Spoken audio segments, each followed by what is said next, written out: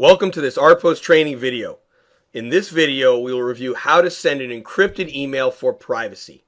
To begin, simply compose a message like any other. Add any attachment files or content and simply press the Send Registered button on the Outlook toolbar. To send an email encrypted, press the Encrypt button and you'll notice that RPost system automatically generates the decryption password required by the recipient.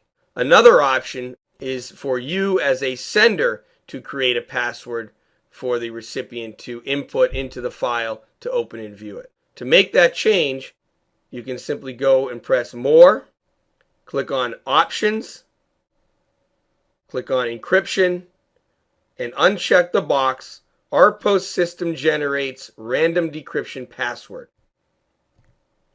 Now when I select Encrypt, the box is available to input a password. Now that I've put a password in, I press the Send button and the message is encrypted right at my local machine and goes out for an end-to-end encryption service. Thank you for learning more about the RPost registered email and encryption service. If you have any questions, please contact support@rpost.com.